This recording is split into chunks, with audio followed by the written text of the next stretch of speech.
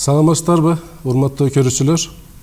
Маданиятыбыздын жол көрсөткүчтөрүнүн эң мыктыларынан бири, Түрк дүйнөсүнүн эң мыкты жазуучусу Чыңгыз Айтматов агайыбыздын 95-жылдыгына арнап Манас университети Адабият факультети тарабынан жасалган Айтматовду окуунун экинчи берүүсүнө кош келдиңиздер. Бүгүн студияда белгилүү адабият таануучу жана Айтматов таануучу профессор Лайли Үкүбаева эжебиз, жана кыргыз филологиясынын белгилүү илим позу профессор Булул Сагынбаева эжелерибиз, жана Айтматовду аябай берилип сүйгөн студенттерибиз отурат. Бүгүнкү программабызда Айтматовдун бетме-бет, Ак кеме жана Жамила повесттери боюнча сөз кылмакчыбыз. Чыңгыз Айтматов бетме-бет аттуу чыгармасын адабий дебютум деп атайт.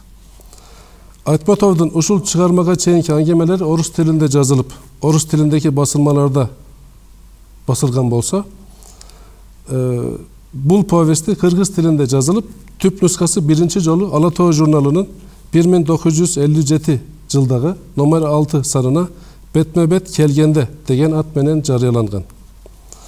Орусчасы болсо 1958 жылдагы номер 3 номеринде Октябрь журналында жарыкка чыккан. Повесть жазылган учурда Айтматов Максим Горький атындагы Адабият институтунда жогорку адабий курста окуп жаткан. Бетме-бет повестинин башкы каарманы Ысмайыл турмушта болгон киши. Ысмайыл согуш бүтөрдө кесилип, 10 жылдай түрмөдө жатып, кайра чыгып келет. Өткөн кылымдын 50 жылдарында жалпы эле Совет адабиятындагы согуш качкыны тууралуу жазуу мүмкүн эмес эле. Ысмайылдын аялы Сейде адегенде күйөөсүнүн качып келгенин кубануу менен кабыл алып, аны жашырып, тамак ташып жүрсө, кошунасы Тотойдун уюн уурдап алган кылыгынан кийин жана Мырзакулдун таасиринен улам аны жектеп солдаттарга кармап берүүгө көмөктөшөт. Бул сюжет Совет адабиятындагы жаны көрүнүш жана жанычылдык деп эсептесе болот. Ысмайыл жана Сейденин образдары кыргыз окурмандары арасында эки ачалуу пикир жараткан. Көпчүлүк окурмандар аларды турмуш чындыгын жасалмалабай так көрсөткөн мыкты реалисттик чыгарма деп реалисттик образдар катары ыраачылык менен кабыл алса, айрымдар Айтматовду улуттук ар-намыска шек келтире турган образдарды жараткан жазуучу катары сындап, жактырбоо менен карашкан. Алар атамегендик согушта Эр Манастын тукумдарынан Дүшөн Кулдай жана Чолпон Байдай нечендеген баатыр уулдарыбыз эрдик көрсөтүп, эл үчүн сыймык алып келип жатса, аларды даназалабай, кайдагы бир качкынды жазат деп ой пикирин айтышкан. Ал аз келгенсип, аны башка эмес, өз аялы кармап берет. Бул турмуш чындыгына туура келбейт. Турмушта мындай болбойт деген сындар айтылган. Белгилүү адабиятчы болсо, белгилүү адабиятчы Герги Гачев болсо, адабий чыгарманын башатында шаттануу, даназалап мактоо, суктануу эмес, суроого жооп издөө, тан калуу сыяктуу көрүнүштөр турат деп таамай белгилени бар. Бул боюнча Айтматов чыгармачылыгындагы бетме-бет аттуу повесттин Айтматов чыгармачылыгындагы орду, чыгарманын окуясы жана ушул сындар боюнча биз белгилүү Айтматов таануучу эжебиз Лайли эжебизге кайрылсак, бул окуялар боюнча, бул чыгарма боюнча, анан сындар боюнча сиздин оюңуз кандай деп сурасак, кандай жооп бересиз? Мындай да, бул азыр өзүң айткандай эле Айтматовдун адабияттагы алгачкы дебютум деп тааныган чыгармасы. Андан кийин Жамила повестин жазып, мен биротоло адабиятка бекеринен келген эмес экенмин. Өзүмдүн тагдырымды адабият менен байланыштырууга мүмкүн деген ишеним пайда болгон чыгармасы да. Анан бетме-бет азыр өзүңүз айткандай эле ошол учурдагы кыргыз адабиятынын 50-чү жылдардын экинчи жарымы болуп кетет. 50-чү жылдардын экинчи жарымындагы кыргыз адабиятынын контекстинен карай турган болсок, чынында бул азыр даже айтат элем, бир эле кыргыз адабиятынын контекстинен эмес, ошол учурдагы көп улуттуу совет адабиятынын контекстинен алып караганда дагы бул чыгарма абдан тематикалык жактан, проблемалык жактан өзгөчө чыгарма катарында окурмандын абдан көп суроолорду туудурган, ал тургай адабиятчылардын арасында бир пикирге келбеген, карама каршылыктуу полемиканы аябай курчуткан чыгарма болуп калды да. Эмне үчүн? Анткени ошол учурда совет адабиятында, анын ичинде кыргыз адабиятында бүтүндөй идеологияга байланыштуу согуштагы баатырдыктар гана көрсөтүлгөн да. Мисалы үчүн Насирдин Байтемиров дегендин улуу жазуучубуздун бири, аны Жаш жүрөктөр деген романы, Салтанат деген романы, Касымалы Баялиновдун Көл боюнда бакыт деген повести. Ошол учурда Сталиндик сыйлык алып калган, Сталиндик деп аталган сыйлык алган, кийин ал мамлекеттик сыйлык болду. Түгөлбай Сыдыкбековдун Биздин замандын кишилери деген роман. Ушулардын бардыгы жана башкалар ошол согуш темасында жазылган чыгармалар болчу. Буларда эмнелер көрүнгөн? Буларда эч убакта дезертирдин образы берилген эмес. Бүтүндөй ошол согуш мезгилиндеги, мисалы үчүн Биздин замандын кишилери романында тылдагы элдин биримдиги, согушту жеңип алууга болгон ынтымагы, анан орус эли менен кыргыз элинин ортосундагы интернационалдык достук маселеси, Жаш жүрөктөр Салтанатта болсо жаштардын ошол улуу ата мекендик согуш мезгилиндеги жасаган эрдиктери, тылдагы эмгектери, күжүрмөндүүлүк менен жасаган. Бакыт романында болсо, Бакыт Көл боюнда повесттеринде болсо, согуш мезгилиндеги сүйүү маселеси деген сыяктуу проблемалардын тегерегинде сөз болгон да. Албетте бул чыгармалар жаман эмес, жакшы жазылган көркөмдүк жагынан. Анткени ушул 50-жылдардын экинчи жарымында кыргыз адабияты жаңы көркөм эстетикалык деңгээлге көтөрүлгөн этап болчу. Анан эле Айтматов деген жаш жазуучу келди дагы, анан кийин ушул улуу ата мекендик согуштун чындыгынын фонунда бир дезертирдин образын алып чыгып калды. Анткени бул ошол мындай терең ойлонсок, бул эмнеси менен жаңы согуш бир эле баатырдыктардан турган эмес да. Согуш адамзатты алдында чоң сыноо алып келген бир аламат болгон. Анан ошол аламатта дайым эле ура патриот болуп эле бардыгын жеңип эле жеңиштерди жаратып салган эрдиктердин дышында апкарып ар кандай ситуациялык кырдаалдарга байланыштуу өздөрүн жоготуп койгон, же болбосо каражанын аман сактап калыш үчүн эгоисттик сезимдери биринчи планга чыгып кетип, ошондон улам ушундай бир иштерге барган нерселер көп болгон. Ошол жанагы прототип Исмаил деп атпайбызбы? Ошол Исмаил чынында дагы согуштан качып келген дезертир. Анан Айтматов ошол согуш чындыгын реалдуу чагылдырыш үчүн ошол учурда орустун мыкты жазуучулары Валентин Катаевдин Полктун уулу, Бубеновдун Ак кайың деген эки романын которуп, анан өзү ошо кыргыз адабиятында согуш чындыгы белгилүү бир тиешелүү мындай чындыктуу чагылдырбай атканына канааттанган эмес, өзү жаш жазуучу болсо дагы. Анан ошондуктан мындайча айтканда чоң тобокелчилик менен, баатырдык менен, кандайдыр бир ички дымак менен, жаштык күчү менен анан ушу дезертирдин образын алып чыкканда. Эми Исмаил деген бул ар бир өлкөдө, ар бир мамлекетте болгон эле типтүү көрүнүш. А бирок биздин окурман журтчулугу анан кийин ал тургай адабияттын билермандары эмне үчүн кабыл алган жок? Анткени ошол согуш учурунда, мисалы үчүн Айчырек операсынын либреттосы жазылып, Манас эпосунун либреттолору жазылып, ошолор эрдикке мекенди коргоо үчүн ушундай чоң бир идеологиялык бир куралдар менен көрүүчүлөрдү, окуучуларды тарбиялап аткан учурда ушундай бизде чоң ата мекенди коргоо деген Манас башында турган улуу салт болсо, эрдик болсо, анан кандай деп баягы улуттук намысыбыз ойгонуп кеткен да. Эмнени жазып салды Айтматов? Эмне үчүн ушул дезертирдин образын алып чыгат? биздин баатырлыктарды жазбайт беле. Биздин элибиз душмандан эч убакта корккон эмес, кайра артка тарткан эмес. Ошондуктан баатырдыкты жазышы керек деген позициядан абдан катуу сынга кабылган. Бирок бул чыгарма мезгил сынынан өтүп кетти да. Мезгил сынында кийин бул чыгармага түшүнүүчүлүк менен кабыл алып, ошондой окуялар болгондугун мойнубузга алып, чындыгында дагы анан ошол ачуу чындыкты жөн эле баяндап сүрөттөп койбостон терең психологиялуу образдарды жаратып, каармандардын ички дүйнөсүндөгү карама каршылыктарды ичтен аңтарып ачып берип, анан кийин жогорку көркөмдүктөгү мыкты чыгарма жаралгандыгын бүт адабиятчылар дагы, сынчылар дагы, окурман журтчулугу дагы тааныды, кабыл алды. Анан ошого жараша бул чыгармага баа берилди десек болот да. Ушундай эми азырынча. Анан дагы уланталы. Мен кошумчалап койгум келет да.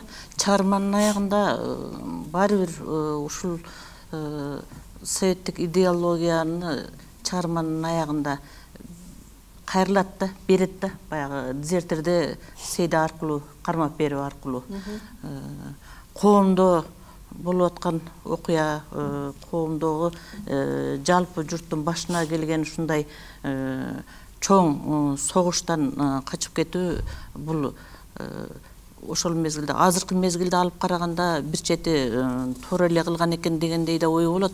Себеби азыркы учурдун көз карашы менен. Анткени ошол мезгилдеги согушту жалаң эле бир улуттун жеңиши катары караган ойлор болуп атпайбы? Анан биз чычылап атпайбыз, биздин деле ата бабаларыбыз катышкан да деп. Бирок ошол учурда коомдо болуп аткандан сырткары болууга мүмкүн эмес эле да. Коомдогу башына келген ушундай бир оор окуяда качып кетүү үчүн эле дезерттик болгон.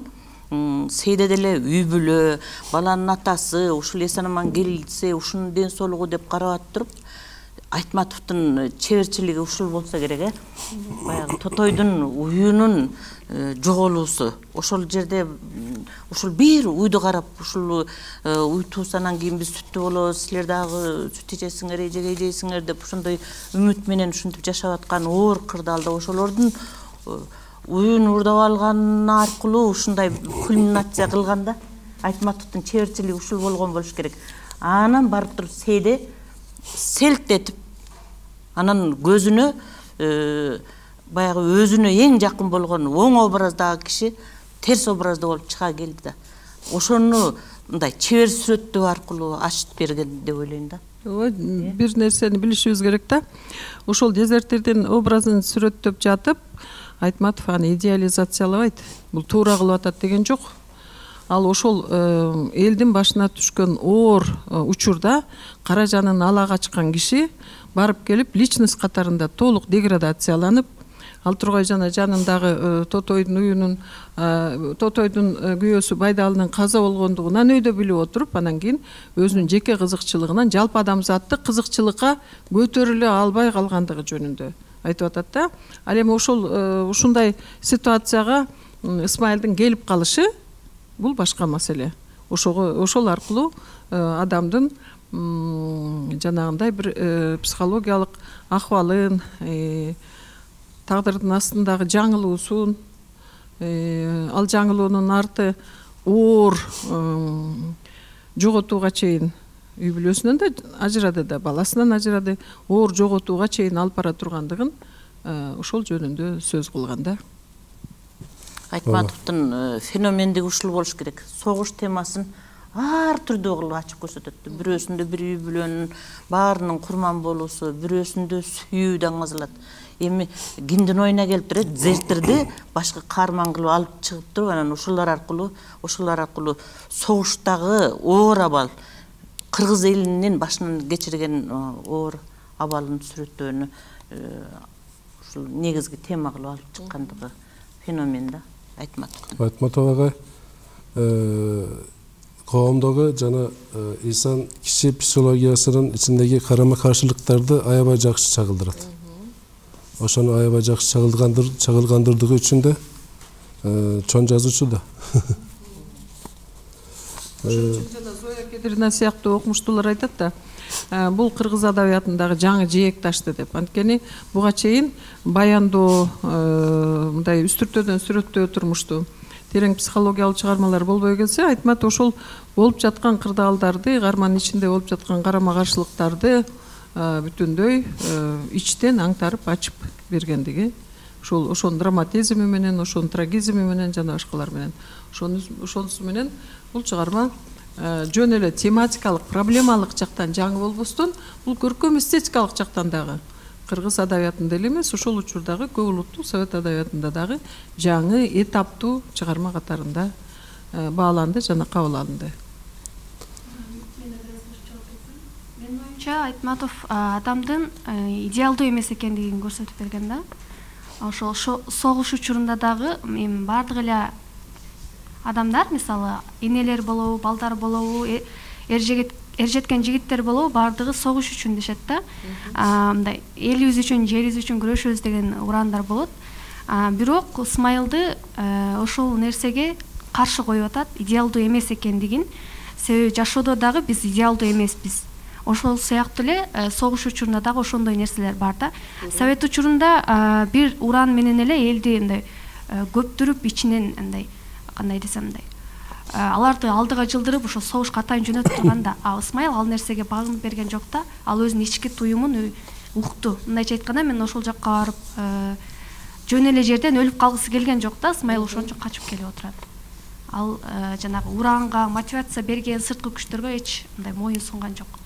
Өзүнүн ички жүрөгүн угуп, анан өлкөсүнө келип атат. Ошонусу менен бул чыгарма мындай элдин кызыгуусун арттырды го деп ойлойм да.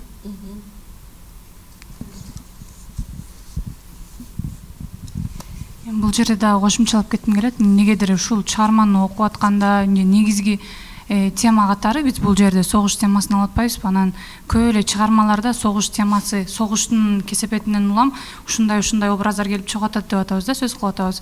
Анан ушул жерде мисалы мындай суроо жаралат да: эгерде согуш болбой турган болсо, анда Ысмайыл кандай адам болот эле? Согуштун кесепетинен улам Ысмайыл ошондой адам, ошондой образ менен жаралып атабы? Же чындап эле Ысмайылда ошол касиеттер бар беле? Демек бардык нерсе барып эле согушка такалабы же такалбайбы деген суроолор жаралат да.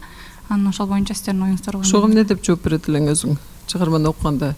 Өзүң Ысмайыл, эгерде согуш болбой калса, Ысмайыл дезертир болбой эле, жакшынакай эле бир жигит болуп эле, сейдеси менен кол кармашып, үй бүлө күтүп, бактылуу баягы жомоктордогудай жыргап жашап жатып калат беле?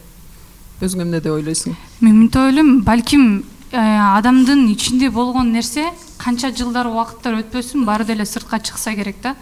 Демек согуш деле бул кандайдыр бир деңгээлде ошол адамдыгын көрсөткөн, адамдыгын өзүнүн чыныгы жүзүн чыгарганга бир кандайдыр бир деңгээлде таасир эткен бир объект катары каралышы мүмкүн да. Демек ооба биз билгендей эле жай турмушта Ысмайыл биз көрүп жүргөндөй эле Сейденин көзүндө аябай сонун жубай болчу да. Анан балким ал адамдын ичиндеги болгон анча-мынча касиеттери эгерде согуш болбосо сыртка чыкмак эмес. Ансыңарындай бир нерсеге түрткү болуш үчүн, анык жүзүн көрүш үчүн кандайдыр бир деңгээлде согуштун да таасири болсо керек деп ойлойм да. Мен бир суроо берсем болобу Аруке айымга?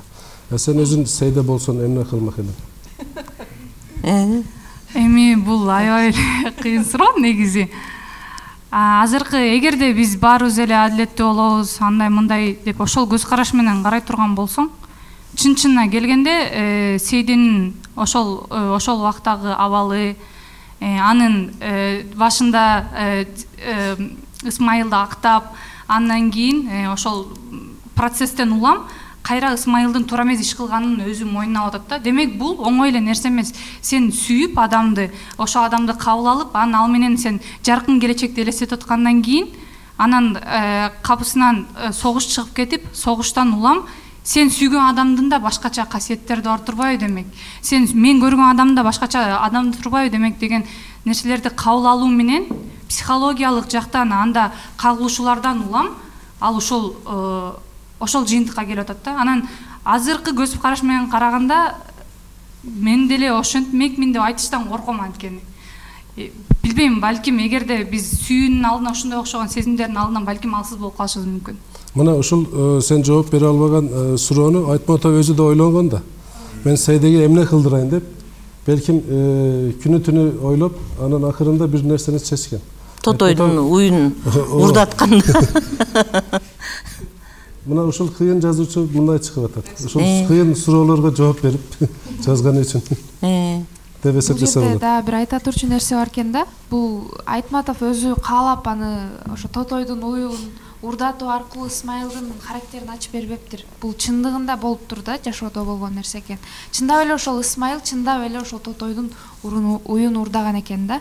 Бул ошол бетме-бет тасмасы тартылып жатканда ошол шекерге барышып, ошо таласка барышып, съемкадагы ошол бардык актерлор барып, ошол чын жашоодогу адамдар менен, кармандар менен таанышкан экен. Ошондо аттан кулап Исмайыл 80-90 жашка келип калган абышка бутусунун үйүндө жаткан экен. Анан ошол эмне себептен уйду уурдаганын бардыгын төкпөй чачпай айтып берген экен да. Көрсө чындап эле ал уйду дагы уурдаган экен. Ошол чыгармада кандай болсо, чын жашоосунда дагы ошондой карман болгон экен. Мойнуна алган экен. Чыгармада айтылат ал чыгарма ушул турмуш чындыгынын көчүрмөсү болбойт балдар. Анткени жазуучулар турмуш чындыгынан алат дагы өзүнүн көркөм чындыгын жаратат. Бул ошол прототип болгону менен бул автордук ойдон чыгаруу, кошумчалоо, анан кийин деген сыяктуу көп нерселер бар да. Ошолордун бардыгы менен иштелген образда. Анан азыр Арукени суроо бербедикпи? Теге балким тынч күндөрдө болсо, Исмайыл мындай болбошу керек эле деген. Айтматов абдан терең психологиялык карман психолог жазуучу да. Ал ошол бул кырдаал болбосо деле Исмайылда кандайдыр бир эгоисттик сезимдердин уюткусу бар экендигин чыгарманын башында жанагы Сейдөкө ылай тебелеп үй куруп жаткан учурдагы бир эпизодду сүрөттөө менен акырын кичинекей билинер билинбес образдын эскизин чийип коет да. Ал кайсы? Силер ошол чыгарманы жакшылап окусаңар, ошол жерде автор айтат. Ошол Исмайыл аябай экөө бактылуу болуп баткак деп эле үй жасап жатканда, анан кийин анын кыялы бар да. Ушинтип биз үйүбүздү салып алсак, анан үйдүн коргонун аябай бийик кылсак, анан бизге эч ким бизге тоскоол болбой, өзүбүз жыргап жашай берсек деген бир кичинекей сүрөттөмө бар да. Эмне үчүн башкалардын коргону жок эле ошол учурда, ошол мезгилде үй ачык-чачык, эшикти жөн эле бир курай менен бекитип эле койгон мезгил болчу да. Демек бул жерде Айтматов акырын ошо кимде Исмайылда канткен күндө дагы бир эгоисттик неменин бир угуту бар экендигин. Ал ошол угут кандайдыр бир башка бир ситуацияда чыгып кетиши мүмкүн экендигин акырын билгизип коет да. Жөн эле жерден, жөн жерден жомок жаралбайт дегендей, жөн жерден Исмайыл жанагындай кырдаалда дезертир болуп чыгып калбайт экен. Ошону Айтматов бизге өзүнүн көркөм сүрөттөөсү аркылуу акырын подтексттер аркылуу акырын берип койгон учурлары бар. Ошондой деп түшүнүшүбүз керек да. Эми Аккеме боюнча сөз кылалы. Уруксатыңыз болсо. Аккеме, Чыңгыз Айтматовдун Аккеме повести алгач орус тилинде Новый мир журналында 1970 жылы номер 1. Кыргызчасы болсо 1978 Ала Тоо журналынын номер 12 санында жарык көргөн. Повесттин борбордук түйүнү мүйүздүү эне жөнүндөгү жомокко барып такалат. Кыргыз элиндеги бугу уруусунун генеалогиясы жөнүндөгү Санжыра легенданын негизинде жазуучу тарабынан жаралган жаны жомок повестте образдар менен жуурулушуп, чыгарманын идеялык эстетикалык касиетин ачуучу каражат катары колдонулат. Аккеменин жарык көрүшү адабий чөйрөдө зор кызыгууну жаратты. Окурмандарды күйгүлтүккө түшүрүп, сынчыларды талаш тартышка салган негизги маселе Стариковдун ою боюнча бул баланын адамдар арасында жашагысы келбей, балык болуп сүзүп кетүүсү деп эсептелет. Айтматов агайдын да өзү бул повест боюнча бир пикири бар, ошондо айтып кетейин, уруксатыңыз болсо.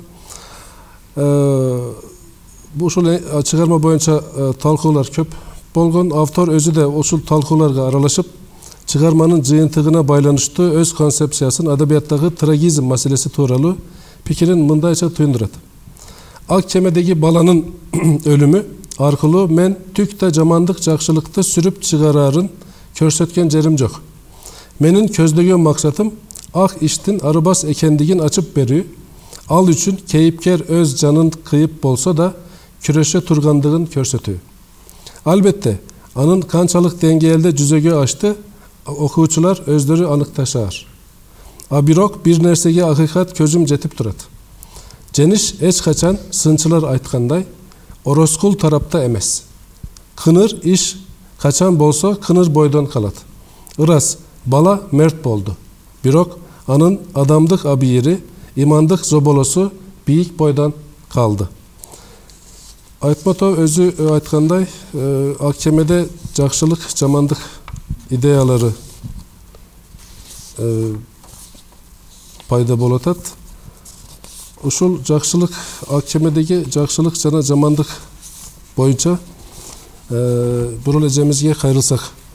Мен билгеним боюнча сиз бул жакшылык, ак кемедеги жакшылык, жамандык боюнча жазган илмий иштериңиз бар. Ошол илмий иштер негизинде сиз тапкан табылгаларды биз менен бөлүшө аласызбы? Эмне дейсиз, кандай дейсиз, пикириңизди? Мен өзүм адабият багытында эмес, тил багытындагы окумуштумун. Анан тил жагынан Айтматовдун чыгармаларын кандайча изилдесе болот деп ойлонуп, эми бул жерде тилдик деңгээлдер бар да, биз көбүнчө фонетиканан, лексика, грамматикадан мындай деп туруп ачып беребиз го. Мында көбүнчө семантикалык система деген бар да, текст бар. Ошо текстте маанилердин жыйындысы, системасы бар. Ошол боюнча изилдеп карап отурсак, Айтматовдун чыгармаларында чындыгында эле мындай карама-каршылыктар көп экен да. Ошолорду концепт деп коет. Жакшылык жана жамандык концепт, когнитивдик лингвистика изилдейт да. Анда улуттун менталдык өзгөчөлүгүн, дүйнө таануусун, жашоого болгон көз карашын баарын ошол концепттер аркылуу ачып берүүгө болот да. Анан Айтматовдун чыгармаларын ошол багытта изилдеп көрсөк, көбүнчө эле жамандыкты көбүрөөк алып чыккан экен жазуучу. Ошол жамандык аркылуу ушул мындай кандай жакшылык болсо деле ушундай жашоонун өзү ушундай экендигин айтат да. Жашоодо жакшылык болот дейт. Жакшылык болуп турганда эле мындай аны оромоттоп эле жамандык дейт алдынан чыга калат. Анан ошол жакшылыктарга тоскоолдук болуп турат дейт да. Ошол себептен ушул жашоодо жамандыктар көбөйүп баратканын, анан адамдарды эскертип көзүңү ач деп туруп мындай силкинтип ушундай жамандыктарды биз алдын ала сезишибиз керек дегендей ойду айткан экен да бул чыгармасында. Мисалы үчүн ак кемеде жакшылык менен жамандыкты мисалы үчүн бала аркылуу, баланын образы аркылуу, анан буг эне аркылуу эң негизги идеяны ушул буг эне, бала, анан момунчал аркылуу ачып берип атпайбы? Андан башка негизги бая психологиялык жазуучу болгон экен да, Айтматов. Мисалы үчүн анда мүнөзгө көп таянат го. Момунчалдын мүнөзү, анан ороскулдун мүнөзү. Момунчалдын мүнөзүн жакшылык деп коелу, ороскулдун мүнөзүн жамандык деп коелу да. Момунчалда ушундай бир улуттук баягы жакшы киши дей турган бардык касиеттери бар да. Салтты сүйгөн, улуттук кийимди сактаган, жанагындай немелердин токойчунун чоң шапкасын кийип албай баласына кийип коюп өзү калпакка жетеби деп улуттук салдар, саламдашуу, кошуна деген сыяктуу ушунун баарын алып жүрүп анан кийин келечекке үйрөтүп отурат да. Аягындагы момунчалдын трагедиясын деле мындай аргасыздан болгон элпек момунчалдын алсыздыгы деп көрүүгө болбойт экен да. Жакшылык менен караганда мындай экен. Биз тилде көбүнчө элдик ооздоки чыгармалардагы фразологизмдердеги өтмө маани, метафора, эпитет дегендер аркылуу кыргыз элинин биздин мээбиздин ичинде сакталып калган нерселер ошолор аркылуу чыгат экен. Ошолор аркылуу изилдегенде биздин кыргыз эл эмес, жалпы эле түрк элдериндеги аң сезим, жакшылык, жамандык дегенде ошол аң сезимде биринчи орунда бала турат экен. Бала. Баласыз үй, бая балалуу үй базар, баласыз үй мазар деп атпайбы? Түрк элдеринин түшүнүгүндө балалуу үй, бала болуш керек экен да. Бая Орозкул менен Бекейдин баласыздыгы, чалдын бая кызын күнүгө жана көгала кылып сабап туруп, чаңырып ыйлап ошол жердеги 3 үй бүлөнүн ортосундагы ушундай бир оор абалдагын бардыгы ошо баласыздыкка бар такал айтат да. Андан башка дагы экинчи бир трагедия, момун чалды күнүгө муңдантып ыйлатат турган экинчи жана кызынын күйөөсүнөн ажырашып кетип туруп, бала кароосуз калып атпайбы, же атасы карабай, же энеси карабай, ошо чалдын колунда болуп атат. Анын тайнеси да сүйбөйт. Момун чалдан башка эч ким жок да, баланы караган. Ушул трагедия. Балалуулук, баласыздык, балалуулук, жакшылык, баласыздык, бактысыздык да. Эгерде үй бүлө толук кандуу болсо, жакшы болсо, жакшылык, ажырашуу, жамандык деген нерсе бар да. Ошол себептен таш түшкөн жеринде оор, ажырашууга болбойт деп жана эгерде кызың мен айдап жиберсем, кызың кайда барат эле, ким катын кылып алат эле аны деп туруп анан кийин жана бугун аттырып атпайбы. Анан момун чал ошол аргасыздан кызы үчүн, анан ошол небереси үчүн ошондой бир курмандыкка барып атат деп ойлойм да. Ошол үчүн барды. Анткени өзүнүн ушунчалык идеалдуу бугу эне деп туруп баласын тарбиялап, бугу эне деп туруп мүйүздүү бугу эне айланайын деп туруп ушу жет атабыздын бардыгы бугу экен, биз ушул бир атанын балдары экенбиз дегенди өзү атып өлтүрүп атпайбы? Бул анын алсыздыгы эмес, дагы эле болсо аргасыздыгы да. Аргасыздыгы деп ойлойм. Ошондой эле табияттын, экология менен табияттын кооздугун укмуш берет да. Жанагы Санташтагы Кордон айылынын табияттын кандай сонун сүрөттөйт. Тоонун дейт, тоонун башы токой жамынгансып дейт. Чокулар ак кара ак муз жамынгандай деп туруп эми сүрөттөгөн укмуш да. Жана баланы эле чөптөр менен ойногончу, чырмоокту жакшы көрөт. Анан жаман көргөн чөптөрү да бар. Алар менен сүйлөшүп, анан образдуу түрдө метафора танкасы бар. Ошол анан кийин эле табияттын ошо Орозкул аркылуу бийлик, байлык аркылуу жана кайыңдарды сатканы, кыйып сатканы, табияттын берген ушул баалуулуктарын сүйбөй, жан жаныбарларды сүйбөй атып өлтүрүп атпайбы бугуну. Ошондой эле тилди айтат да. Тилди. Өзүнүн тилин ушунчалык бугу эне айтат да. Айланайын балдарым, өзүңөрдүн тилиңерди сактагыла, ошол укулуктуу, мукамдуу тилиңер бар. Ошону эч качан унутпагыла деген айтканы бар да, бугу эне аркылуу айттырат да. Анан Орозкулдун монологунда ички баягы кебинде деп сүйлөштүк го. Ошондо айтат да, атаң көрү мен шаардан ушинтип туруп бир микрофонду кармап турган жанагы сулуу бир келинге үйлөнсөм, анан кийин балдарың папочка, мамочка деп турса, бул кандай бакыт деп. Эми тиги момун чалдын карапайым тилин колдонбой булар деген жакшынакай кылып сүйлөп атпайбы деп ошентип атат да.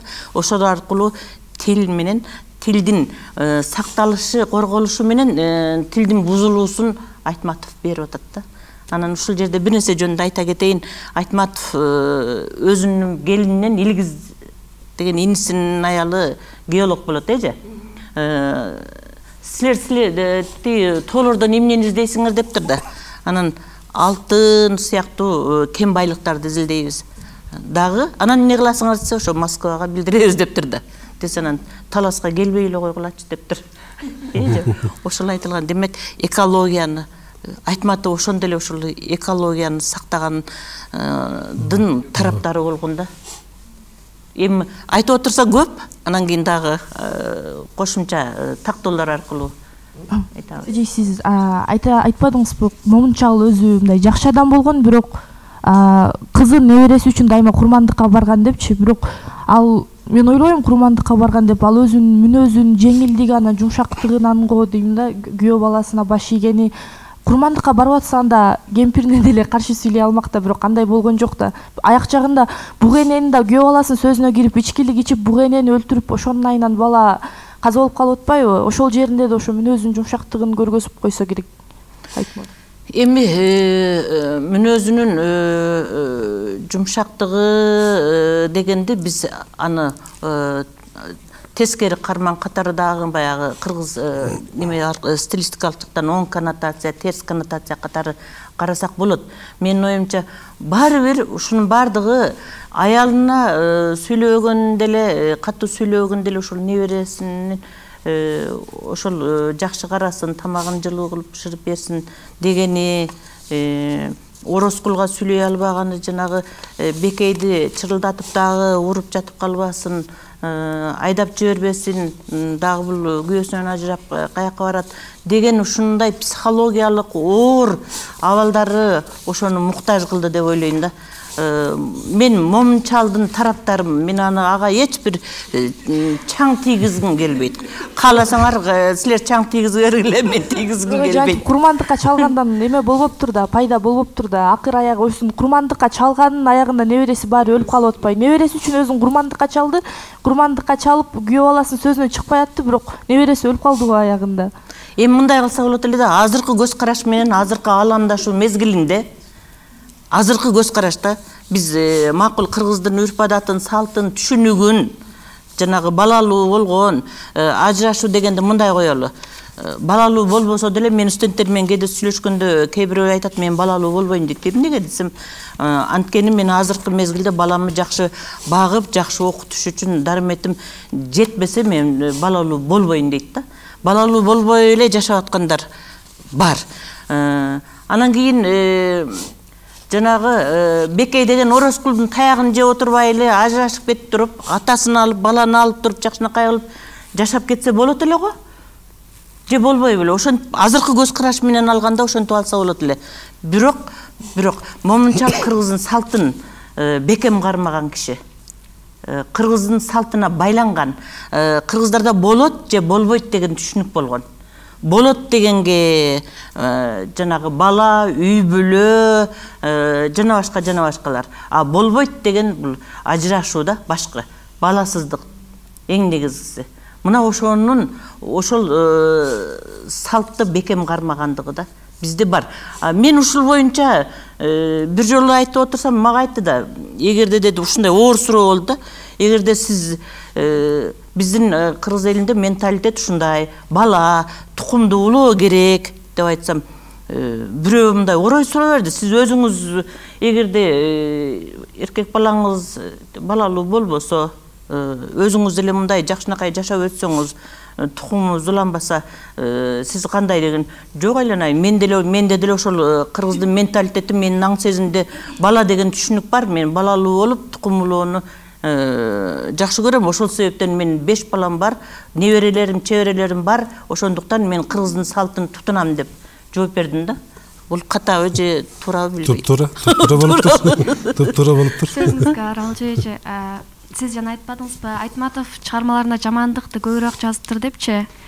Бул деген боло турган нерсе го деп ойлойм да. Себеби биз 70 жыл СССР мамлекетинин астында жашадык.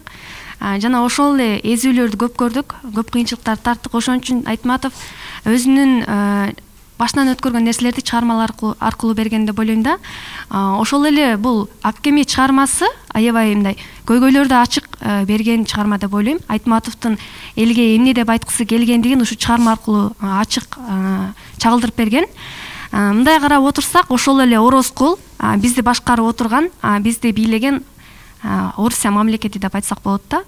Анан Момунчалды сиз айтып атасыз, када салтка баш ийген, када салтты туу туткан адам депчи. Себеби биз кыргыз эли өзүбүз ошондойбуз да. Мындай када салтты бек туткан адамбыз. Биз өзүбүздү ошо Момунчалга салыштырсак болот. Айт деген жака айтып, бар деген жака барып, Ороскулдун сөзү менен болгон биз ошол момун биз да кыргыз эли мындайча карагандачы. Анан ошол кыргыз эли өзүнүн баалуулуктарын сактай албагандыгы ушул чыгармадан эле көрүнүп турбайбы? Ошол эле момунчал акыр аягы келип Орозколго эле баш ийип калып атпайбы? Ошол нерселерди Айтматов ушу чыгармасы аркылуу жаман жакты көбүрөөк бергенби деп ойлойм да. Сиз жана жаман жакшы деп атпайсызбы? Кое турайм, ушул жерден токтотпосом болбой калды. Биз кыргыздар андай момун болуп эле айткан жакка айдаган калк эмеспиз. Башка жакка барбай эле коеюн, эми Жаңыл мырзага барбай эле коеюн. Бирактан эле ушул чыгармадан чыкпай эле айтып атам. Баланын каяшасы кыргыз элинин каяшасы. Ошондой адилетсиздикке каяша турду. Анан ошол аркылуу Айтматов айтып атат. Мен ушул аркылуу көптөгөн окурмандардын жүрөгүнө ой салдым, идея жараттым. Адилеттүүлүккө үндөдүм. Ошол аркылуу мен адилеттүүлүктүн жеңгендигин далилдеп атам ушул аркылуу деп атат. Көп айтат да, карасантайлык жеңди го деп. Адабий сынчылар деле окурмандардын көп айтканда. Демек бул жерде карасантайлык жеңди баланын өлүмү аркылуу. Жана айтып атпайсыңарбы, момунчалдын тигиндей болуп анан кийин бала өлүп калды, анан кийин демек жашоодогу жамандык жеңди деп. Жок, Айтматов атайын макалада жазыптыр. Ушул жооп бергенге өзүнүн мурунку чыгармада жазганы аз экендигин байкап туруп, жок деп туруп дагы айтыптыр. Мен дептир карасантайлыкты жеңдирген жокмун. Атайын бир бүчүр болсо, бүчүргө даңга мен бүчүр байладым дегендей да. Демек ошол аркылуу келечек муундарга мен үрөн септим.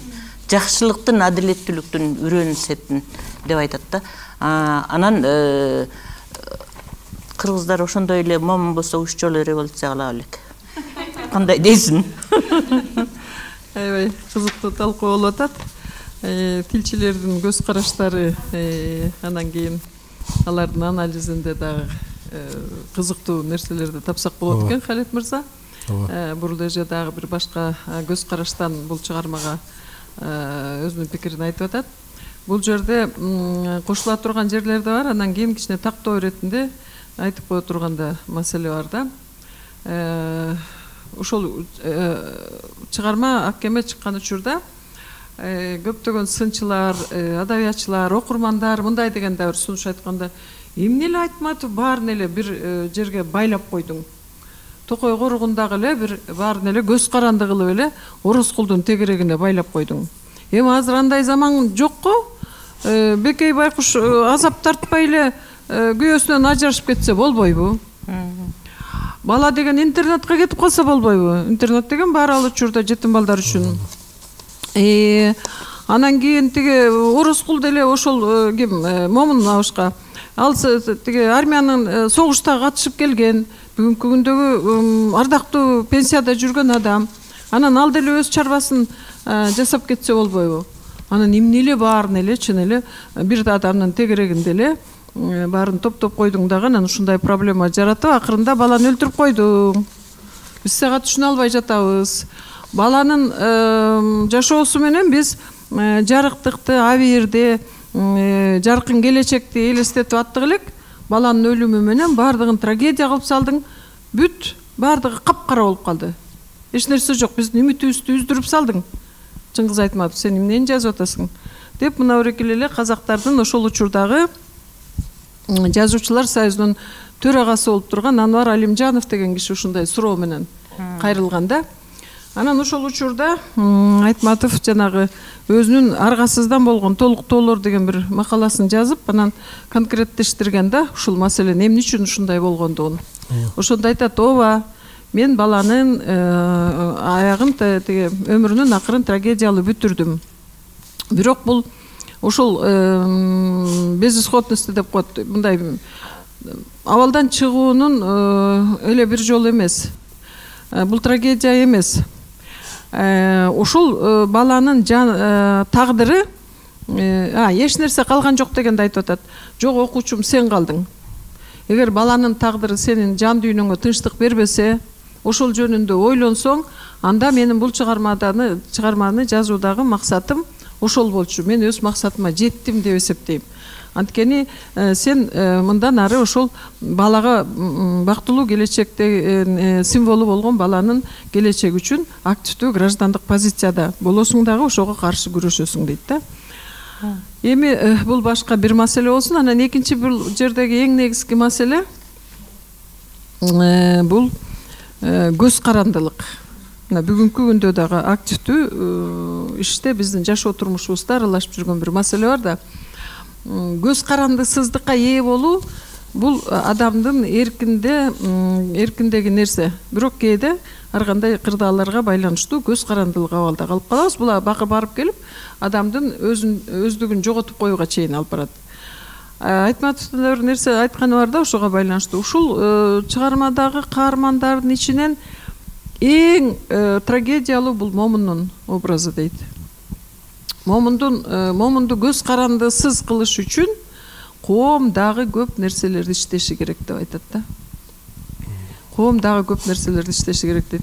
Ал эмне дегендик? Мына Момун согуштун ардагери, пенсиядагы адам. Анан бүгүн ошол Орозкулга эмне болуп жалдырып атат? Ал бекей үчүн эле эмес. Ал чөнтөгүндө маянасы жок. Жашоо турмушунун социалдык минимумун түзө албайт, канааттандыра албайт. Ошондуктан ошол көз карандылык жана кемпиринин түртмөлөөсү аркылуу дагы, анан кийин жанагы баланын өлүмүнө дагы алып барып аткан ушул нерсе. Эгерде Момун өзүнүн эрки менен социалдык пакети болсо, жакшынакай жашоодо болсо, айланганы жүрөбү Орозкулдун жанында, туурабы? Орозкул балага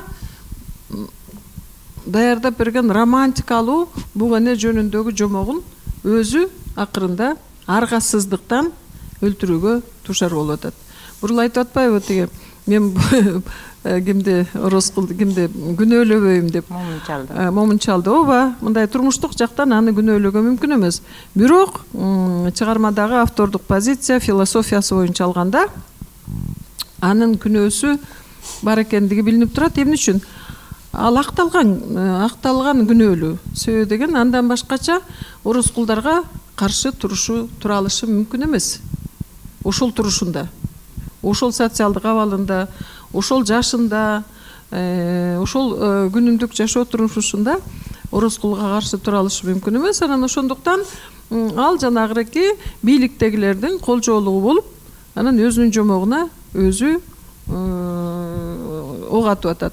Бул жерде Айтматов пассивдүү гуманизмди, гуманист да, бардык жерден азыр бурул айтты го, бардык жагынан ким Момун идеалдуу каарман бир четинен, а экинчи четинен өзүнүн чындыгы үчүн акыр аягына чейин күрөшө албаган мажүрө адам катарында. Ошол акыр аягына чейин күрөшкөн, компромиссиз күрөшкөн бул жерде ким болуп калды? Бала. Бала өзүнүн келишпестиги менен. Орозкулдар бул жерде артык баш адам, Орозкулдардын бул жерде кереги жок, буларга каршы турушубуз керек деп болгон күчүнүн, болгон ошол мүмкүнчүлүгүнө жараша аккемеге өзүнүн идеалына кетип атат да. Ал активдүү позицияга өттү. Момун болсо ошондой, Момун Абышка болсо ошондой даражага көтөрүлө албай калды дагы. Анан өзүнүн үстүнөн бийлик жүргүзүүгө Орозкулга шарт түзүп койду. Айтматов ушуну жектеп атат. Ушундай күчтүү болуш керек. Ар дайым адамдар тандоонун астында турат. Ошол тандоонун астында турганда кайсы нерсе прогрессивдүү болсо, ошол жака өзүн багытташ керек деген. Ал эми Момундун граждандык пессимизми, пассивдүүлүгү эч нерсе менен акталбайт. Бул баланын өлүмүнө биринчи кезекте түздөн түз Момундун өзү күнөөлүү болуп калат. Бурул эже ушундай. Мен Момунуму баары бир күнөөлүү кылып чыктыңыздар. Бир нерсени сурагым келет да, мен ичимен багып жүргөн бир ой бар эле. Адабиятчы, сынчылдар мындай деп айтасыздар да, ошол трагедияны Союз мезгилиндеги коомдук абалдан социалдык абалга ошол негиз болгон деп социалдык абалга алып барасыздар да, союз мезгилиндеги деп туруп. Макул союз мезгилинде болду ушундай трагедиялар. Союз мезгили жоюлду, эркиндик болду, ар ким өзүнүн жумушу менен иштеп ушинтип атат. Азыр эми жокпу ошондой окуялар. Бүгүн да бар да. Ошон үчүн ушул АККМнин актуалдуулугу, АККМде көтөрүлгөн маселенин актуалдуулугу бул биз эле кыргыздардын турмушунда эмес, биз эле бир эле Советтер Союзундагы көп улуттуу Совет элинин турмушундагы проблема эмес, бүтүндөй адамзат бар жердеги нерсе, көз карандысыздыкка умтулуу бул бардык элдерде бар. Бирок ошону жеңе билүү, ар кандай кырдаалдан өзүн алып чыгуу бардык эле учурда мүмкүн болбойт. Бул бүгүнкү күндө да бар да. Ошол адабияттагы союз мезгилиндеги дегенде мындай өчүрүп коюш керек да. Менин оюмча. Анткени союз мезгилинде деп эмне үчүн акцент коюп атабыз? Анын да себеби бар. Ошондо болгон окуялар болсо. Анын себеби бар да. Анткени союз мезгилинде коммунисттик партиянын идеологиясында бардык адамдар үчүн, адамдын жыргалчылыгы үчүн деген шаңгыраган бир лозунгалар менен жашаганбыз. Бизде бардыгы сонун. Эч нерсе жаман эмес. Идеалдуу турмушта жашап атабыз деп. Айтматов ошол идеалдуу турмушта эмес. Момундай проблемаларыбыз бар экендигин ошол коркпой, үрпөй, ошол Советтер Союзунда советтик идеология курч жанагындай пафостуу жашап аткан учурда ошого каршы артып чыккандыгы бул жазуучунун көрөгөчтүгү, эрдиги жана инсан катарында дагы активдүү граждандык позициясы болуп эсептелет да. Мен өзүм оюмду айтып кетсем, негизи карап көрсөк чындап эле жалпы жонунан ушу адабиятта ошол АККМде өзгөчө баары бир терс көрүнүштөр, терс көрүнүштүү нерселер баары бир абдан күчтүү болот экен да, адамды өзүнчө көбүнчө адам тартат экен да ошол нерселер. Анткени ошол эле мисалы кээ бир окурмандарда акылдуулар чыгат да, мисалы баланы өлтүрбөй эле койсо, аягында кичинекей баланы, анын келечеги алды да эле ороскулду каарман катары кошпой эле койсо абдан мындай негатив жаратат экен депчи. Бирок эгер бул каармандар болбосо, чыгарманын ошол эң эле негизги бөлүгү болгон аягында бала өлбөсө, чыгарма ушунчалык деңгээлге жетет беле деген ой жаралат да. Анткени мисалы окубаган адам деле бул чыгарма кандай аяктайт экен десе, бала ушинтип акырында өлүп калат экен деп, бул бала аябай тунук назик эмес беле, кантип өлүп калды, мындай каармандар бар эмес беле, мындай тартат да кадимкидейчи. Негизи бул эле чыгармасы эмес, Айтматовдун көптөгөн ошол чыгармаларындагы терс көрүнүштөр көбүнчө талкууга алынып ушунчалык деңгээлге жеткенде, менимче бул терс көрүнүштөрдү биз терс кабыл албай, мындай өзгөчө баа беришибиз керек экен деп ойлодум да. Туп-туура, абдан жакшы ой пикир. Себеби дегенде адабияттын бир функциясы, көптөгөн функциялары бар. Ошонун бири адамды тарбиялоо, адамга руханий азык берүү. Дагы анан кийин адабият кассандралык функцияга да ээ дейбиз да. Алдын ала көрөгөчтүк кылып, бир канча кылымдарды айтып койгон функцияга мүмкүнчүлүгү бар да адабияттын. Ошолордун бардыгын биз Айтматовдун чыгармаларында кездештиребиз. Ошондуктан жанагы ар бир чыгарманы жакындан кабыл алып, өз тагдырыбыз катарында кабыл алып атканыбыздын себеби биздин жан дүйнөбүздө катарсис, кайра жаралуу, тазаруу. Эмне жакшы, эмне адилет, эмне кара санатай, кандай болсо эмне болот экен деген ойлорго окурманды түрткө берип аткандыгы чыгарманын негизги эмне десек болот, негизги күчү ошондо. Чоң рахмат. Эжелерimiz сизге чоң рахмат айтабыз. Анан ал эми бир аз да махабат жөнүндө сөз кылалы. Чыңгыз Айтматов агайыбыздын атын алгач бүт дүйнөгө тааныткан повести Жамила 1958-жылы жарыяланган. Повест алгач Обон, түркчө айтканда мелоди деп аталып, кыргызча ушул ат менен жарык көргөн. Аны кыргызча Ала Тоо журналы 1958-жылы номер 10 санында басып чыгарган. Орус тилинде болсо Новый мир журналында 1958 номер 8 Жамила деген ат менен жарыяланган. Ушул чыгарма жарыяланганда жаш жазуучу Чыңгыз Айтматов Максим Горький атындагы Дүйнөлүк адабият институтунда окуп жүргөн. Чыңгыз Айтматовдун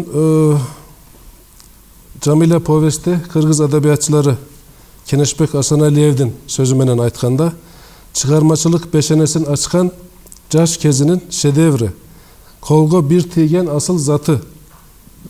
Камбаралы Бобуловдун сөзү менен айтканда, айтуусунда сүйгүнчүктүү чыгармасы, көкүрөк баласы, айдындуу талаада эч кимден тартынбай, бардык үнүн созуп ырдаган жаштык ыры. Луи Арагон, белгилүү француз жазуучусу Луи Арагондун айтуусунда, дүйнөдөгү махабат жөнүндөгү эң сонун баян деп бул чыгарма бааланган. Эми Лайла эжемизге суроо берсек, сиз бул чыгарманы кандай баалайсыз? Энден мурун мына бир жердеги студенттердин баалаганын булар кандай кабыл алгандары жөнүндө пикир алышалы. Ооба. Додорбек, сен балким баштайсың. Чынында эле бул Жамиля чыгармасы башында окуганда эле бир отуруп окуп турган абдан кызыктуу, абдан өзүнө тарткан, жана аякташы дагы абдан таң калтырып, анан ичиңде ушундай башкача ойлорду жараткан, өзүң менен өзүң талаш ойлор жараткан чыгарма. Негизи эле бул талкууларды буга чейинки бул повесть боюнча айтылган ой пикирлерди уккандан кийин окугам бул чыгарманы. Анан мен башында окуп, анан алгач мен окуганга чейинки талкууларды уккандыктан Жамиланы окуп баштаганда эле анын тарабында болуп окудум. Окуп өтүп анан ошол Данияр менен эришип кеткенине бир аз ичимен наразы болдум. Анткени Сейиттин көзү менен караган окшойсуң. Сейитте болуп бир аз аны кызгангансып да кеттим. Ал эми ошол сен да сүйүп калган экенсиң. Ак жарыктын айыкпаган сыныгында окуганда, ал Сейит Айтматов өзү болгондугун дагы окуп дагы бир таң калдым. Демек Айтматов ошол Сейит өзү болуп, анан Сейитти чагылдырып атканда, бул ичинде ошол жазып жатып, ошол жерлеринде кандай ой толгоолорду жазды экен, кантип ошол өз колу менен ошол Жамилядан өзү кантип айрылганын, кантип ошол кадамга барды экен деген дагы ичимде ошол ой калды. Анан дайым эле менде ошол бир суроо жаралат. Ушул учурдан пайдаланып Лайжебизге суроо бергим келип турат. Эмне үчүн Айтматовдун көп чыгармаларынын темасы башкалар тарабынан өзгөртүлгөн? Айтматов өзү башка тема коет, ал эми жарыялануу алдында башкалардын сунушу менен же болбосо башкалардын ою менен өзгөрүп кетет. Мисалы үчүн Жамиля деле башында обон болуп чыккан. Жооп бересиңерби? Кыздар. Айсулу, жооп бересиңби? Жооп бер. Менин оюмча, Жамиля Айтматов туура эле койгон деп ойлойм, обон деп. Себеби чыгарманы окуп атсаң дагы, чыгарманын негизги өзөгү ошол обонго барып такалат да. Жамиля дагы Даниярды ошол обон аркылуу жакшы көрүп, сүйүп калат да. Мен окуганда ошол нерсени байкадым. Алгач мен жөн эле андай сын, андай талкууларды укпай эле жөн эле окуганда мен эч кандай сүйүүнү көргөн эмесмин. Анан эмне үчүн бул чыгармасы ушунчалык дүйнөгө таанылып, элдер сүйүү чыгармасы деп айтат деп көп ойлондум да. Анан кайрадан кайталап окуганда бир аз да болсо түшүндүм, бирок дагы деле терең түшүнө элекмин. Биринчиден өзүм анчалык деңгээлде сүйгө берилип же болсо башыма сүйгөн электе. Ошондой болушу мүмкүн. Биринчи өзүм жеке ой жүгүртүм да. Анан экинчиден Жамиля менен Даниярдын ортосундагы сүйүү, мындай туюк сүйүү деп айтар элем.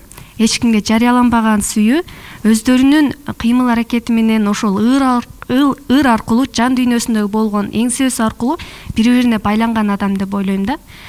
Анан Жамиля деп айтылып өзгөртүлгөнү мени да таң калтырды, жанагы менин суроосу боюнча.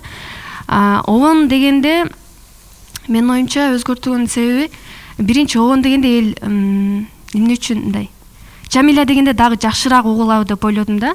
Эл дагы мындай ошол каарман аркылуу ошол чыгарманы дагы жакшыраак, кененирээк тааныйбы деген максатта Жамиля деп өзгөрткөн болуш керек деп ойлоп калдым да. Болбосо негизгиси мен обонго эле кошулам да.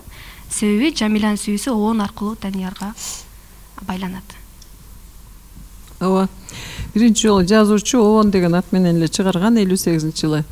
Анткени бул чыгармада эң негизги идеялык лейтмотив катарында обон. Жамила Даниярдан өзүнүн идеалын, ошол Даниярдагы улуулукту Данияр ичине чоң сүйүүнү алып жүргөн атам экен, эл жерине чоң сүйүүнү алып жүргөн улуу адам экендигин, анан ошол айылдагылар айткандай кунарсыз эле бир көзгө копол урунган бир армиядан келген солдат эмес, бул адам абдан терең адам экендигин, мындай ичинде бир улуулук жаткандыгын, сулуулук жаткандыгын биринчи ошол август түнүндөгү августта ошо станциядан келе жатканда обондо ачат дагы, анан ошондон Даниярга карата Жамиланын мамилеси өзгөрө баштайт. Анан бул чыгарма кыргызча обон деген эле ат менен жарыяланган. Андан кийин ана Москвага барып, муну орусчага которуп, анан орусча чыгара турган болгондо Твардовский деген ошол аябай адабиятты жакшы билген, өзү акын Александр Твардовский деген жигит киши муну обон десе башка элдерге анчалык түшүнүктүү боло бербейт. Ошондуктан бул чыгарманын атын Жамила деп эле койсок, мындан чыгарма эч нерсесин деле жоготпойт экен. Анткени негизги каарман Жамила, Жамиланын революциялык духу, Жамиланын жаңы көз караштагы адам экендиги, өзүн өзү издөөсү, өзүн өзү таануусу сыяктуу маселелер Жамиланын тегерегинде болгондуктан, ушу Жамила деп койсок эле жакшы боло турган деген өзүнүн сунушун айткан. Анан Твардовский менен Чыңгыз Төрөкулович абдан жакшы чыгармачылык мамиледе болгон, пикирлешип өзүнүн чыгармалары жөнүндө ошонуп жүргөн, жакшы калемдеш болгон. Анан ошондон улам Твардовскийдин бул сунушун кабыл алып, анан Жамила деген ат менен жарыялаганга өзү макул болгондо ошол менен чыгып кеткен. Эже, сиздин оюңузча Жамиланын кылганы туурабы? Мындай күйөөсү бар туруп башка жигитке мындай сүйүп калганы, аны менен кошо кеткени, сиз кандай көз карашта карайсыз? Сен кандай көз карашта карайсың? Силердин көп пикирлериңерди уккум келет гана. Мен башында Жамиланыкын туура карагам, анткени ал өзү сүйүп тийген эмес да күйөөсүнө. Андан кийин бир макаладан окуган элем, анткени Жамила менен Данияр деле өмүрүнүн аягына чейин чогуу жашаган эмес, экөө балалуу боло албай жүрүп, бир канча жылдан кийин ажырашып кетишкен депчи. Анан ошондо ойлоп койдум да, мисалы чыгармада жок да, чыгармадан кийинки элдиклегендилер. Анан ошондон кийин кайра оюм өзгөрдү да, бирөөнү кайгыртып мындай туура эмес абалда таштап кетип, өзүң кайра жашооңдун аягына чейин бактылуу боло албайт окшойсуң деп. Ошон үчүн ойлоп койдуң дагы. Мен да өзүм оюмду кошумчалап кетким келет. Бул жерде эмнегедир Жамила чыгармасында эмнегедир элдин баарынын эле ракурсу бул Жамила менен Даниярдын ортосундагы сүйүү да. Анан эмнегедир мен чын эле айтайын, канча жолу чыгарманы окусам дагы эмнегедир ошолордун сүйүүсүнө анчалык эл суктангандай суктана алган жокмун.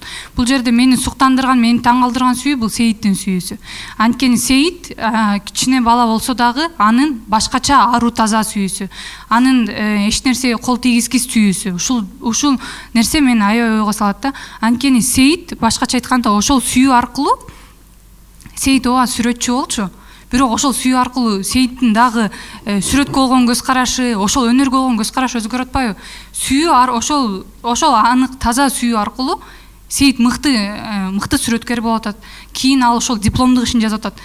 Эмнегедир мен ушул адамдардын баары эле Жамила менен Даниярдын ортосундагы сүйүүгө маани берип да, эмне үчүн Сейит бул жакта калып калды дегенге аябай ыза болуп кетем да. Анткени чыныгы Сейит, мына чыныгы эр жүрөк бала Сейит. Анткени кетип атканда дагы жада калса канча адам Жамиланы иши туура эмес, бул туура эмес иш кылды, андай мындай деген сөздөр айтылса дагы Сейит эч нерсеге карабастан, демек сүйүүсүн таза экенин ушул жерден билсек болот. Эч нерсеге карабастан жада калса апасына, агасына каршы чыкты. Ал нерсесин өзүнүн позициясын билдирди. Жок, мен ага кошулбайм, ал деген туура иш кылды деген ой мененчи. Чыныгы сүйүү демек ушул сүйүүдүр, балким эр жүрөктүүлүктүр. Бирок аркы деме кылып атпайбы? Ал Жамилага болгон сүйүүсүн эле эмес, Даниярды да актатпайбы? Даниярды да жакшы көрүп атат. Экөөнүн сүйүүсүн биринчи байкаганда өзү байкабай кубанбадыбы? Аябай кубандым дейт. Ушунчалык мындай менин көөдөнүмдө башкача бир сезимдер пайда болду. Кубандым деп атпайбы? Экөөнүн сүйүүсүнө тилектеш болуп атат да. Ооба, демек бул жерде жалгыз эле бир адамга болгон байлануу сезими эмес. Демек анын мындай айтканда көз карашы, сүйүүгө болгон көз карашынын кенендиги. Ал демек ичине батыра алгандыгы ошол нерсенин баарын.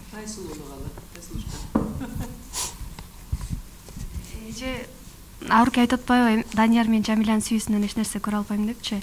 Бул жерде эң биринчи сүйүү деген эмне дегенди биринчи аныктап алсак жакшы болот да. Биз ошол нерсени түшүнбөй анан айланып деген талашып беребиз да. Менимче адамдын жан дүйнөсү эмнени кааласа, мисалы жүрөгүбүздө ар бир адамда эмнени каалайбыз ошол нерсе бар да. Жан дүйнөбүздө өзүбүздүн бир дүйнөбүз бар да, кичинекей болгон дүйнөбүз бар кандай болсо дачы. Жамиланын дүйнөсү Даниярдыкы менен шайкеш келди да. Данияр ошол нерсени ачып берди. Жамиля деле айтып атпайбы, жанагы ороз кулдар тийишкендечи, мындайлар адамдын черин жазганды дагы билишпейт, булар адамды түшүнбөйт депчи. Жамиля демек өзүнүн жан дүйнөсүндө, кичинекей дүйнөсүндө ошол нерсени башкалардан күткөн, ошол нерсени Даниярдан тапканда, ошон үчүн аны ээрчип кетти, ошон үчүн ага жубай болду деп ойлойм. Садыктан ал нерсени көрө алган жок. Мен дагы оюмду айта кетсем, жана айттык Айсул эже, мен чыгарманы башында окуп жатканда бул сүйүү жөнүндө чыгарма экенин деле байкаган эмесмин деп айтты. Андан кийин Арук эже да айтты, бул Садык менен ошол Жамиланын ортосунда эч кандай сүйүү көрө алган жокмун депчи. Ал эми чыгарманын аягында ушул эки баш каарман болгон баардык нерсеге кайыл болуп, экөө жетелешип кетип калды. Бул деген кыргыздын ошол үрп адатына, салт санасына, эч бир нерсесине туура келбейт. Азыркы көз караш менен алганда да көп адамдар каршы чыгат булардын кадамына. Бирок алар ошону менен өзүлөрүнүн сүйүүсүн далилдеген жокпу? Мен бул жерде мындай да жооп бар да. Мисалы айтып атпайбызбы, Данияр менен Жамиланын сүйүүсү, анан негизи чын-чынына караганда, эгерде Данияр балким татыктуу боло турган не десек, татыктуу боло турган жанында дагы көп мисал вариант боло турган болсо балкимчи, анда балким ал Данияр сүйбөйт эле да. Балким чын-чынына келгенде согуш учурунда ошондой кырдаал болуп атпайбы? Балким ал сүйгүсү келип бир нерсеге жөлөнгүсү келгенден улам эле ошентип аткандыр, ошондой адам коркуп. Сүйө турган кишиси жок болгондон кийин Даниярды сүйүп калган дегенди айткан келип атат го. Жок, Жамилянын кылганын эме менен актай беришет да, Садык жакшы көңүл бурган эмес, кат келгенде аябай күтсө, мен Жамиля жөнүндө мындай жылуу эчтеке сөз сураган эмес депчи. Бирок эгер Садык макул белгилүү бир көңүл буруп турса Жамиляга, Жамиля Даниярды карайт беле, сүйөт беле, ошол кызыкта кандай ойлойсуз? Мындай чыгармадагы окуяга жетеленбегиле да. Бул жерде Айтматовдун ушундай бир терең кишинин психологиясы аркылуу мындай өзүнүн айтайын деген идеясын ачып берген да. Бул жерде кетип баратып эле Данияр кыйкырып ырдап эле анан кийин ох деп Жамиля сүйүп калган жок да. Ага чейинки канча ой толгоолор бар. Даниярдын Жамиляны карап мен ушуну өмүр бою издеп жүрдүм эле, ушул кыз экен, мен сүйүп калайын деген жок ал деле. Ал деле мындай психологиялык жактан ушундай бир терең ачып берет го. Даниярдын мындай унчукпаганы менен аны Сейит экөө эле байкайт да, ушунчалык ички дүйнөсүнүн байлыгын байкайт, ушунчалык адамгерчилигин байкайт, жогорку деңгээлдеги маданиятын байкайт. Ошолорду карап олтуруп анан кийин ушундай экен деп анысын деле сүйүп калган жок. Жанагы 7 футтук капты көтөргөндө деле аны сүйүп калган жок. Иши кылып баягы жөнөкөйдөн татаалга болгон психологизмдин негизинде карап олтуруп анан кийин иши кылып өзү атайын аракет кылбаса дагы Данияр сүйдүрдү. Жамиляны Данияр ага чейин эле сүйдү эле, мындай жөн эле жүрүп эле анан бир мезгилде мындай Айтматовдун мындай чыгарманы окуп атканда карасаңар, Даниярдын каштары серпилип баштайт. Кара туруп, бирок сүйлөбөйт, көп сүйлөбөйт, жымыңдап, Жамилянын орой тамашаларына деле, каттуу айткан сөздөрүнө деле мындай жымыйып, ошентип жүргөнүн байкайт. Анан бул сүйдү дейсин. окуп сүйүп калды дейсиң. Азыр мен бир аз дагы Арукен айтканда. Бул чыгарма эмне жөнүндө? Бул Жамиля менен Даниярдын сүйүүсү жөнүндө эмес. Ал чыгарманын окуялуу жагы. Бул чыгарма Сейиттин кантип художник болуп калгандыгынын себебин ачып берүү жөнүндөгү баян менен башталат. Туурабы? Ооба. Анан кийин ошо Сейит менен Сейит кантип өзүн тапты. Өзүн художник катарында тааныды жана өзүнүн багыты ушул экендигине толук ишеним эмнеден улам пайда болду деген суроого ошо Данияр менен Жамиланын сүйүү тарихи бул жерде ошол себеп болуп отурат да. Автор ушундай композицияда түзөт. Башкача айтканда бул мындай айтканыбызда сюжеттин ичинде сюжет. Сейит кантип художник болуп калды, анан Жамиля менен Данияр кандай болуп бири-бирин табышып кетти деген эки маселенин тегерегинде метафора. Ооба, курулган сюжет. Эне турмуштук метафора да. Андан кийин эми Жамиля менен Даниярдын сүйүүсү айтып атпайсыңарбы? Балким Даниярдан башка жигиттер болсо, аларга деле көңүл бурулуп кетиши мүмкүн деп. Ооба, толук мүмкүн.